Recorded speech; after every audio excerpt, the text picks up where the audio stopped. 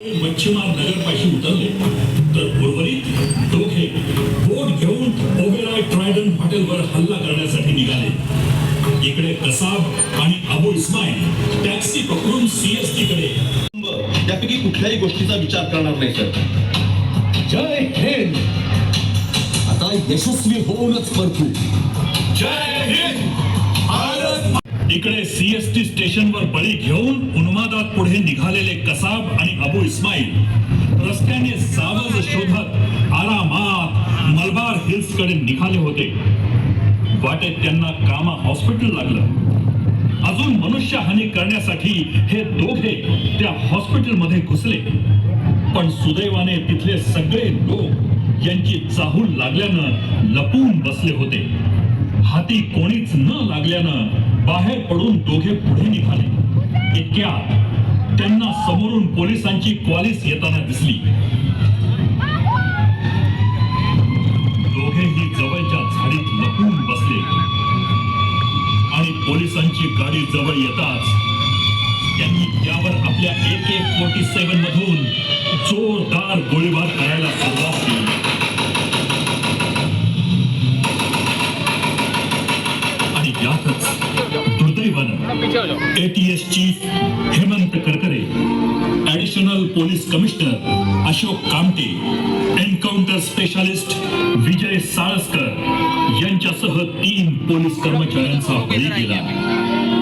या सगळ्यांनी खरे तर अंगात बुलेट प्रूफ जॅकेट्स आणि डोक्यावर हेल्मेट घातली होती, पण तरीही त्यांचा बळी गेला.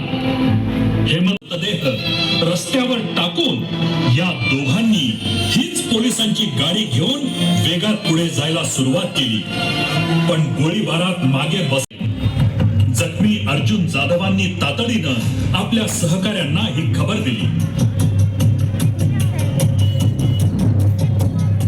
ASI तुकाराम मुंबळे, चौपाटी युनिट, काय खबर आहे?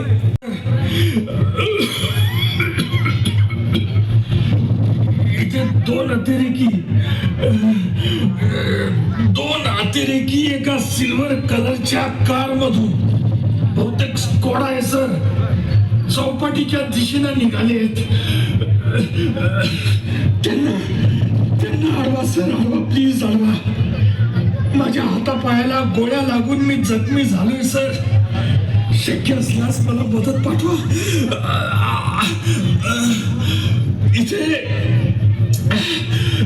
इथे साळसकर सर, कामटे सर आणि करकरे सर, आमच्या वायरलेस ऑपरेटर, ड्रायव्हर यांच्यासह सगळे शहीद झालेत सर. सोडणार. चला चला, घाई करा. हा पूर्ण रस्ता बॅरिकेड लावून बंद करा. इथल्या बाकीच्या लोकांना आधी बाजूला करा. कोणत्याही क्षणी अतिरेक्यांची गाडी इथे येऊ शकते. अरे कळत नाही का त्याला? बाजूला घ्या पहिल्यांदा. जाईल. जल्दी से हेडलाइट ऑफ करो. सुनाई दे रहा है मैं क्या कह रहा हूँ? और हाथ ऊपर करके नीचे उतरो. हम आपको वार्निंग दे रहे हैं. हम तो फंस गए इस्माइल. अब क्या करें अब? हम घूम के वापिस चलते हैं, क्योंकि हमारा मकसद अभी पूरा नहीं हुआ है. जाते जाते जितने हो सके करके नीचे उतरो, नहीं तो हमें गोलियां चलानी पड़ेगी. क्या सुन रहे हो तुम? साथियों, पोजिशंस.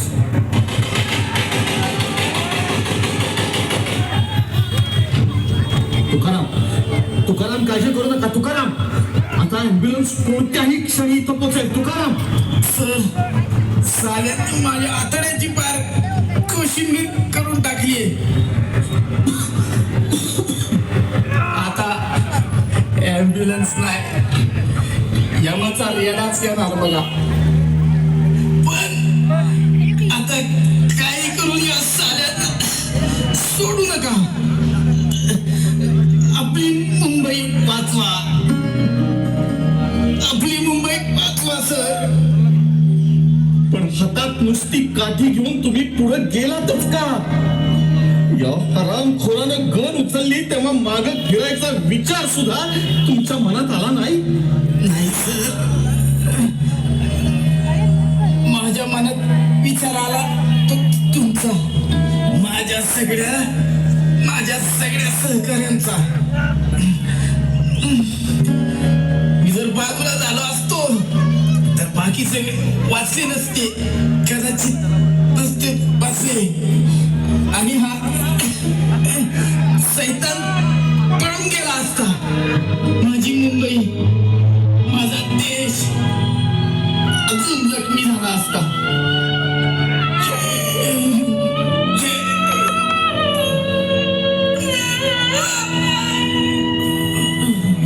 कर चले हम फिदा जानतन साथियों, हम तुम्हारे हवाले वतन साथियों. कर चले हम फिदा जानतन साथियों, हम तुम्हारे हवाले वतन साथियों. जिंदा रहने के मौसम बहुत है मगर जान देने की रुत रोज आती नहीं. हुस्न और थांबा. आपल्या ASI तुकाराम उमळेंचं बलिदान व्यर्थ घालू नका. त्यांनी आपल्या शरीरावर सगळ्या गोळ्या झेलून आपल्या सगळ्यांचे प्राण वाचवले. याला जिवंत पकडणं महत्वाचं आहे. त्याच्याशिवाय त्याचे सूत्रधार कोण आहेत हे जगाला समजणार नाही. चला न्या याला.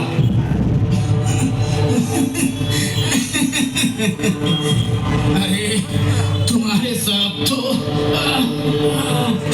बुलेट प्रूफ जैकेट पहने हुए थे ना.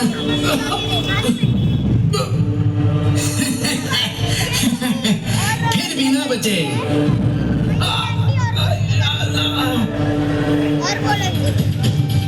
या थरार नाट्यातील काही भाग इथे संपला होता, पण त्याच वेळेस या लोकांनी टॅक्सीत पेरलेल्या RDX चे विले पारले आणि नेपियन सी रोड इथे भीषण स्फोट झाले. त्यात सुद्धा अनेक लोक मारले गेले आणि जखमी झाले. इकडे ताज हॉटेल, ओबेरॉय ट्रायडंट आणि नरिमन टॉवर इथे अतिरेकी मृत्यूचे थैमान घालतच होते. पोलीस, मार्क्समन, कमांडो यांनी ताज हॉटेलला घेरा घातला होता. आतापर्यंत जवळजवळ 200 लोकांची सुटका करण्यात यश मिळालं होतं. आतमध्ये कित्येक लोकांचा बळी गेला होता. सर्वत्र धूर, रक्त आणि किंकाळ्या.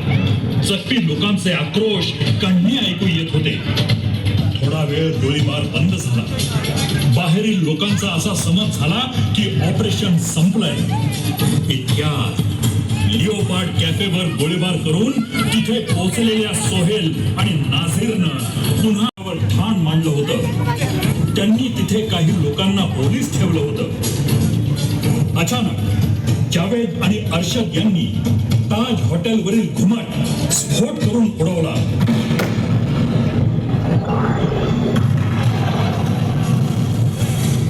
तिथे भीषण आग लागली.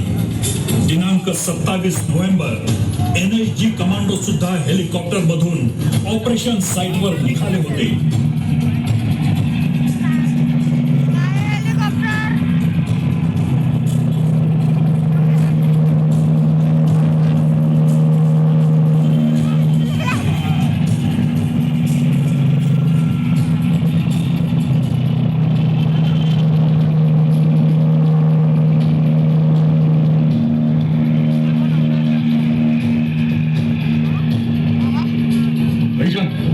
भाईजान, हेलीकॉप्टर उतरा है हम पर. क्या करें, जल्दी बोलो. हाँ, हमें दिख रहा है. 15 बंदे छत से नीचे उतर रहे हैं. आपको कैसे दिख रहा है? ये बेवकूफ हिंदुस्तानी मीडिया हमें पुलिस कमांडो की हर एक मूवमेंट दिखा रही है. सुनो, अजमल कसाब पकड़ा गया है. अबू इस्माइल शहीद हो गया है. अब सब कुछ तुम्हारे हवाले है. ध्यान में रखो, जीते तो गाजी, नहीं तो शहीद. अब करना क्या है बोलो. पागलों की तरह पूछ क्या रहे हो? ग्रेनेड मारो, ग्रेनेड मारो. एक ग्रेनेड खत्म हुए हैं तो फिर दरवाजा, स्टेयरकेस सब कवर कर लो. कोई ऊपर से आए या नीचे से, ढेर कर दो सबको, ढेर कर दो.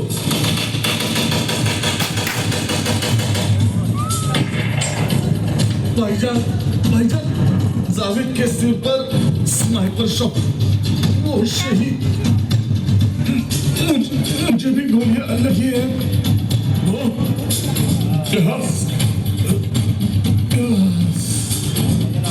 हेलो अर्शद, अर्शद, हेलो, अरे कोई तो जवाब दो।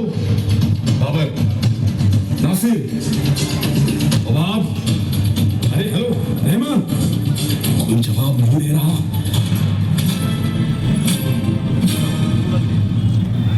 26 नोव्हेंबर 2008 साली झालेले हे भीषण कांड दिनांक 29 नोव्हेंबर सकाळी 8 वाजता संपुष्टात आले. NSG commando major Unnikrishnan, commando Chander, commando Gajendra Singh Bisht यांना सुद्धा वीर मरण प्राप्त झाले. जेव्हा कमांडोजने सर्व अतिरेक्यांचा खात्मा करून ताज हॉटेल मुक्त केल्याचे जाहीर केले तेव्हा लोकांनी जल्लोष करायला सुरुवात केली. ताजमध्ये घुसलेल्या 4, नरिमन हाऊस मध्ये घुसलेल्या 2, ओबेरॉय मध्ये घुसलेल्या 2 आणि कसा बरोबरच्या 1 कर्मचारी आणि 34 परदेशी नागरिकांसह जवळजवळ 197 लोकांचा मृत्यू झाला. तर जवळपास 300 लोक प्राणांतिक जखमी झाले होते. 10 पैकी 9 अतिरेक्यांना आपल्या शूर पोलीस लष्कर पुण्यातील येरवडा कारागृह इथे फासावर लटकवण्यात आलं. आपला देश असा सुरक्षित राहावा हे वाटत असेल तर प्रत्येकाने कोणत्याही जात पात धर्म यात न अडकता केवळ भारतीय म्हणून जगणं अतिशय महत्वाचं आहे. आणि तरच ही एकता आपला देश अखंड राखेल. भारताची एकता खंडित करण्याचे अनेक प्रयत्न झाले. काही हल्ले बाहेरून झाले, काही आतून, पण देश आजही समर्थपणे उभा आहे. 26/11 घटना त्यापैकी एक. हा हल्ला याच दिवशी का? कारण 26/11 हा भारतीय संविधान दिन म्हणून आपण साजरा करतो. देशाला याच दिवशी संविधान प्राप्त झालं. यामुळे 6500 जाती भारतात एकोप्याने नांदतात. ही अखंडता तुटावी म्हणून हा हल्ला होता. अनेक थोर पुरुषांनी, स्त्रियांनी या देशात जन्म घेतला, पण जातीपातीचे राजकारण त्यांनी कधीच केले नाही.